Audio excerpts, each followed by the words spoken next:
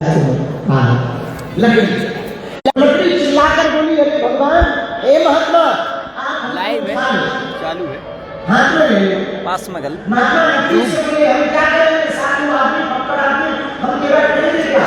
सुन लकड़ी, कुछ पहले ही थोड़ी देर बाद किसान आएगा, वो किसान आ रहा है, मैं देख के आया हूँ, वो तुझे उठा ले जाएगा। लकड़ी बोली, महाराज, यदि आप उठाओगे नहीं ना तो किसान मुझे उठा लेगा, तो मेरा भाग खराब हो जाएगा। लकड़ी ने कहा, मेरा भाग खराब हो जाएगा, मेरी जिंदगी बर्बाद हो जाएगी। महात्मा ने कहा, लकड़ी, किसान के उठाने से तेरा भाग कैसे खराब होगा और मेरे उठाने से तेरा भाग कैसे जगेगा, जरा मुझे समझा तो पहले। लकड़ी बोली, महाराज, यदि किसान मुझे उठाएगा ना तो पता है वो क्या करेगा, मुझे तुरंत ले जाकर सबसे पहले वो अपनी लकड़ियों में जाकर फेंक के पटके घर एक कोने में, और मुझे पटकने के बाद अपनी घरवाली से कहेगा, नहीं, चूल्हे में जला से, और चूल्हे में जलवाएगा, उस पर रोटियां सेकेगा या भोजन बनाएगा महाराज, या चाय बनाएगा। बाद में जब मैं भस्म बन जाऊंगी ना रात, उसी को मुझे भूरे पे डालकर, कचरा भर में जाकर डालकर, मेरा पता नहीं क्या क्या होगा, सुअर घूमेंगे मेरे ऊपर, ना जाने कौन कौन घूमेगा, कितनी गंदगी मुझ पे गिरेगी। मैं जब रात बन जाऊंगी तो या तो मैं किसी भूरे पे जाकर गंदे मेले में चली जाऊंगी या गंदे नाले में चली जाऊंगी, मेरा भाग्य बर्बाद हो जाएगा। महात्मा बोले, यदि मैं उठाऊं तो क्या भाग्य चलेगा? लकड़ी बोली, भगवान, यदि आप उठाओगे ना तो मुझे पता है आप असंत जाके पटकोगे नहीं, जहां समझा की लकड़ी रखी होगी ना, मुझको भी वही रखी होगी।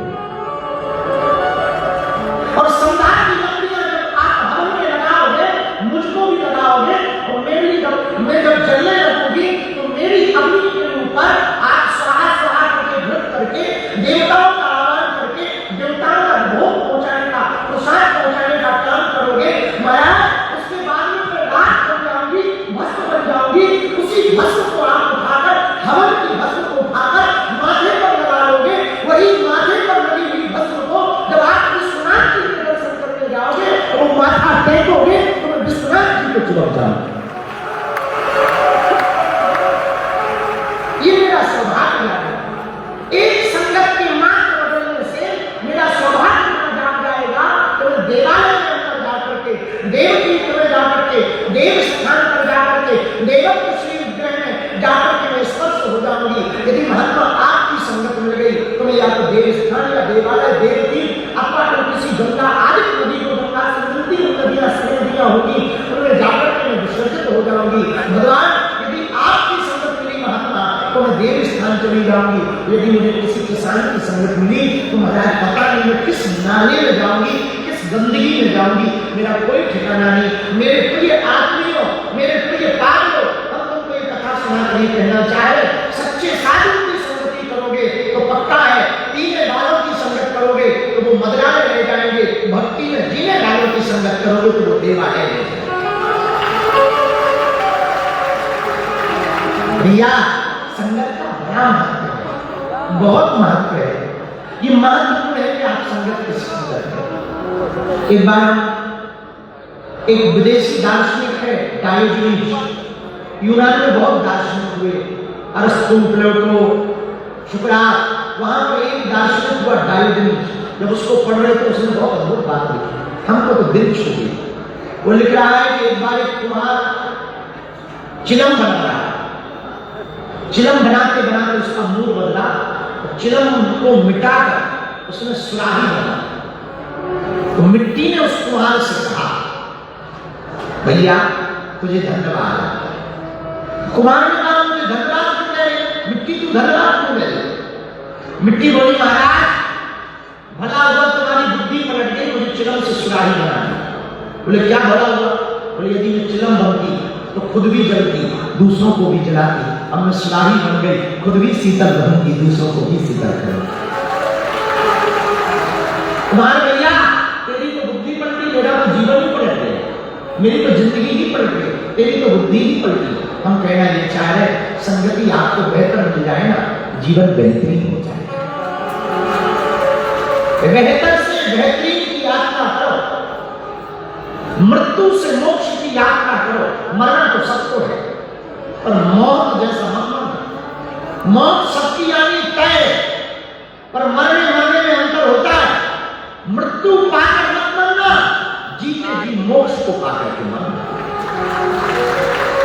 जीते जी मोक्ष का मतलब है कामनाओं से मुक्त हो जाना। आओ तो वेलकम, ना आओ तो वेलकम। ये कामनाओं से मुक्ति है। बहुत सरलता है काम। तो हम आज की बात में ना सत्यनारायण सुनानी है, आप लोग भूखे भी बैठे। आज की प्रारंभ की बात में यही कहना चाह रहे हैं, अपनी संगति पर बहुत ध्यान दो, बहुत ध्यान दो। आपके आसपास कौन है, आप किसको सुन रहे हैं, आप किसको फॉलो कर रहे हैं, आप किसकी रील देख रहे हैं, ये बहुत महत्वपूर्ण है। नाचने वालों की रील देखोगे ना, जहां गाना बजेगा अपने आप ठुमका लगाने लगेगा। हाँ, गाने वालों के साथ रहोगे अपने आप गायन निकलेगा।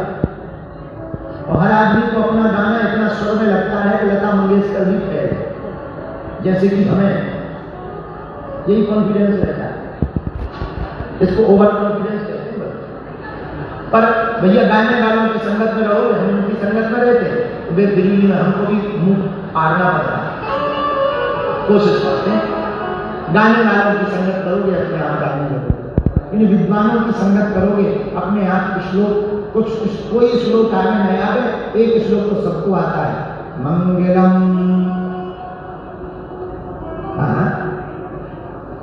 मंगलम भगवान, मंगलम कुंडली। देखो तो कितने विद्वान बैठे, सात विद्वान बैठे। इन विद्वानों की आप संगत करोगे ना, ऐसे बहुत श्लोक आने लगेंगे, बहुत। भैया संगत का बड़ा असर है, जैसी संगत वैसी रंगत। इसलिए आज की बात में हम यही कह रहे हैं, अपनी संगत को ठीक करना है।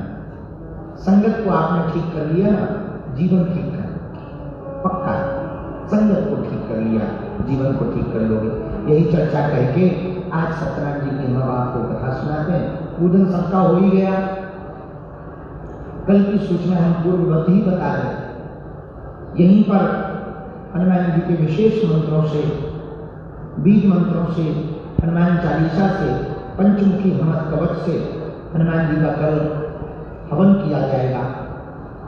लाखों लोग जो देश विदेश में रहते हैं, विदेशों में भी रहते हैं, जो ध्यान पर नहीं पहुंच पाते, नकारात्मक ऊर्जा से परेशान हैं, तंत्र मंत्र से परेशान है, दुकान मकान आदि आदि चीजों में बहुत परेशान है। कहीं ओझाओं के चक्कर में पड़ जाते, कहीं हरी उल्लाह वालों के चक्कर में पड़ जाते, परेशान हो जाते। उन सबके लिए सन्यासी बाबा ने बड़ी कृपा की।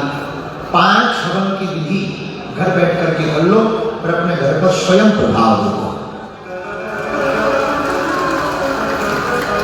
घर पे ही सामान रख लेना, हम यहाँ से बोलत गए भी, और आप जो है सुन जियो, और वैसे भी करते जाना। ब्राह्मण आचार्य भी कर रहेंगे तो तिल, जवार, चावल, घी, शक्कर, नारियल, कलावा, यज्ञोपवी, कपूर, माचिस, पुष्प, रोली, एक लकड़ी का पीढ़ा,